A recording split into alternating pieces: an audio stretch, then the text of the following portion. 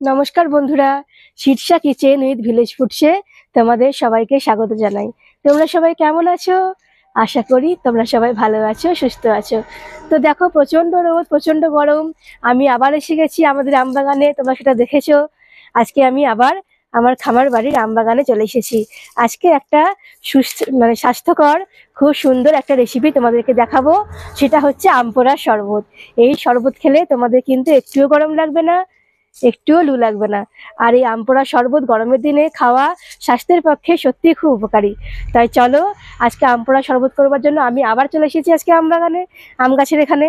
আমার বর আজকে আম পাড়বে, দিয়ে আজকে এই আমকে আমি পুড়িয়ে আম পোড়া শরবত করব। তো চলো, আমার বরকে বলবো আমটা পেড়তে। চলে আসো। হ্যাঁ, দেখো আজকে আমার বর আম পাড়বে।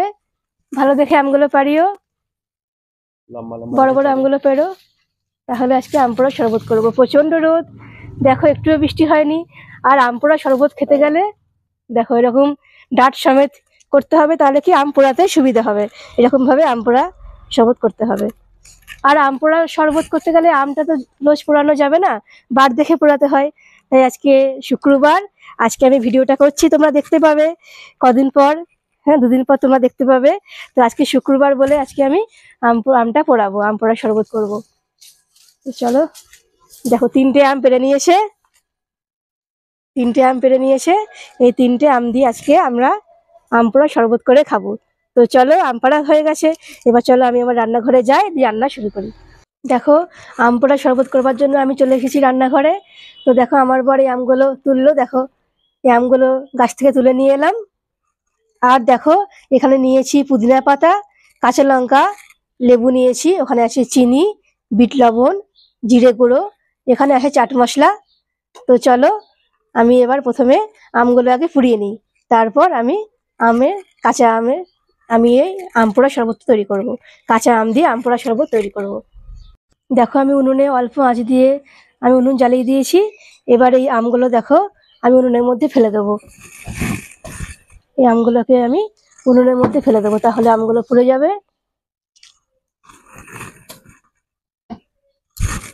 উনুনের মধ্যে ফেলে দিলাম।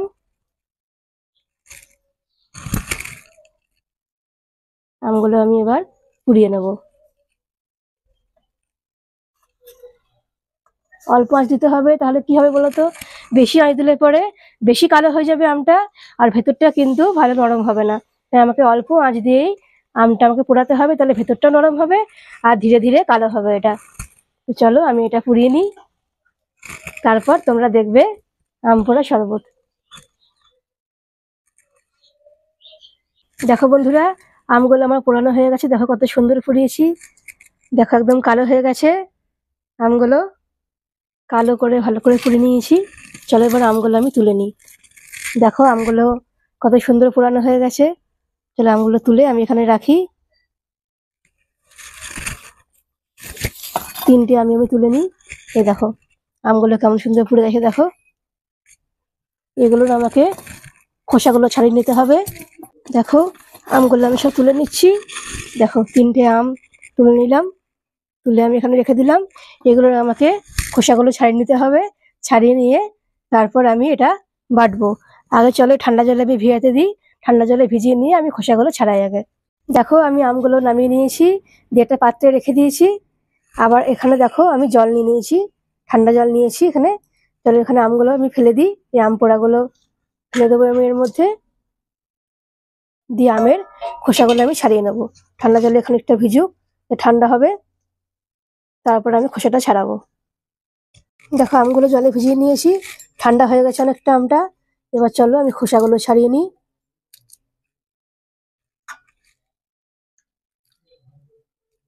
খোসাগুলো ছাড়িয়ে নেবো আমের।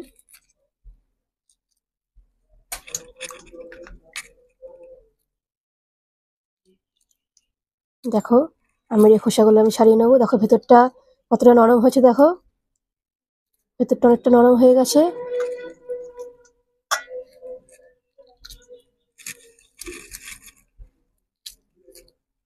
দেখো, ভেতরটা অনেক নরম হয়ে গেছে। দেখো, আমি আমের খোসাগুলো সব ছাড়িয়ে নিয়েছি। দেখো, আমের খোসাগুলো ছাড়িয়ে নিয়েছি। এবার চলো আমটাকে আমি আঠিটা বের করে নিই, আম থেকে আঠিটা বের করে নেব।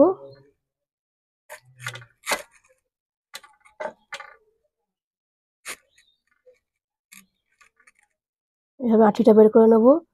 আঠিগুলো বেশ বড় হয়ে গেছে, মোটাও হয়েছে, আর কিছুদিন থাকলে আমগুলো পেকে যাবে। তো চলো আঠিটা বের করে নিই আম থেকে।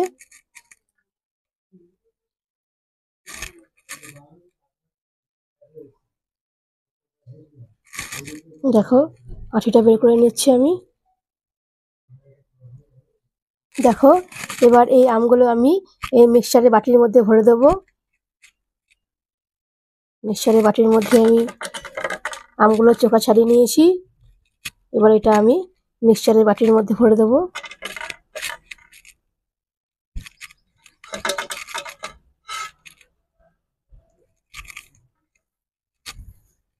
দেখো আমি এটা ভালো করে পরিষ্কার করে নিই, থালাটা এর মধ্যে দিয়ে দেবো সব।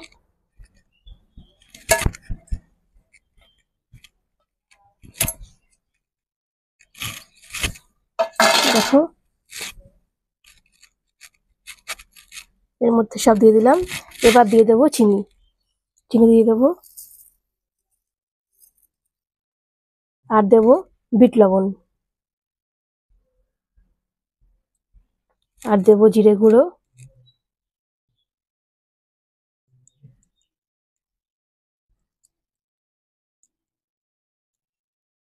দেবো পুদিনা পাতা, পুদিনা পাতা দিয়ে দেবো, দেবো একটা কাঁচা লঙ্কা,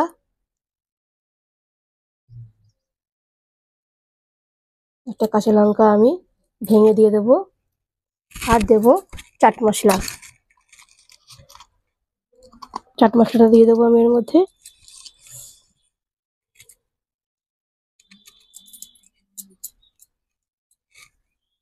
আর দেবো লেবুর রস, লেবুর রস আমি এর মধ্যে দিয়ে দেবো।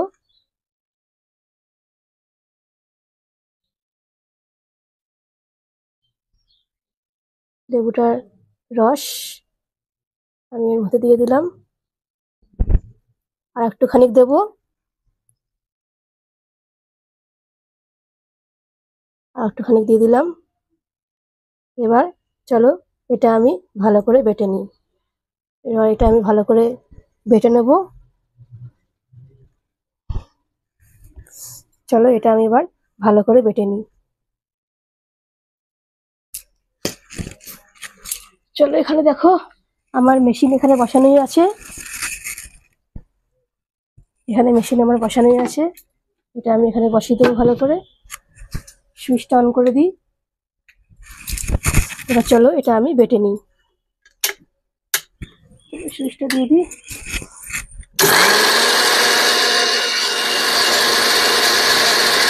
দেখো আমার বাটা হয়ে গেছে, তোমাদের দেখাই কেমন সুন্দর বাটা হয়েছে। দেখো কত মিহি করে বেটে নিয়েছি আমি, সুন্দরভাবে বেটে নিয়েছি।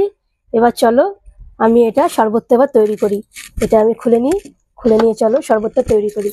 শরবত তৈরি করব, এবার আমি শরবত তৈরি করব। দেখো এটা আমার ভালো করে বাটা হয়ে গেছে। এবার এখানে নিয়েছি বিট লবণ, বিট লবণটা ভালো করে ছড়িয়ে নেব। এবার গ্লাসের মুখে আমি বিট লবণটা একটু মাখিয়ে নেবো, এমনি করে বিট লবণটা মাখিয়ে নিলাম। এবার আমি এর মধ্যে দিয়ে দেব 2 চামচ এই আমপুরার পেস্টটা,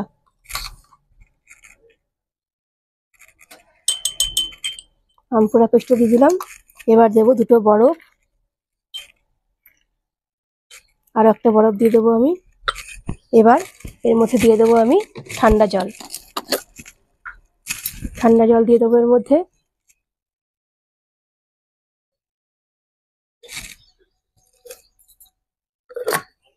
দিয়ে ভালো করে এটা আমি গুলে নেব, ভালো করে গুলে নেব এটা আমি।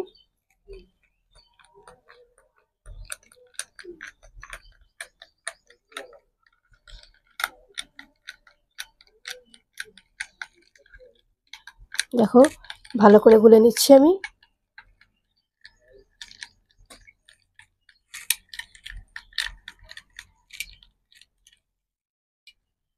ভালো করে গোলা হয়ে গেছে, আম পানার শরবত আমার পুরো তৈরি হয়ে গেছে।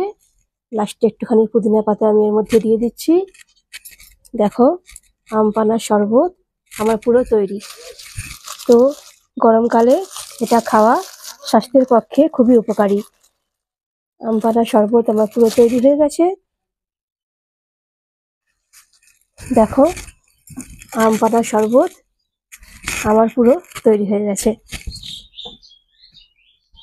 দেখো আমি একটুখানি খাই, খেয়ে দেখি কেমন হয়েছে। ভীষণই ভালো হয়েছে, খেতে খুব সুন্দর হয়েছে। তো তোমরাও বাড়িতে বানিয়ে গরমের দিনে আম পোড়ার শরবত যেন অবশ্যই খাবে। আর এটা খাওয়া আমাদের সবার শরীরের পক্ষে গরমকালে খুব উপকারী, দেখবে কত সুন্দর লাগবে খেতে। তো তোমরা যদি আমার এই রেসিপিগুলো আরও দেখতে চাও তো অবশ্যই আমাকে কমেন্ট করে জানিও আর কী কী তোমরা রেসিপি দেখতে চাও। আর আমার channel Shirsha kitchen with village foods এটা অবশ্যই সাবস্ক্রাইব করে দিও। আর পাশের বেল আইকনে যেন অবশ্যই ক্লিক করবো। আমি আবার আসবো আরো অনেক রান্না নিয়ে তোমাদের কাছে। তোমরা সবাই ভালো থেকো, সুস্থ থেকো। আজকের মতন টাটা বন্ধুরা।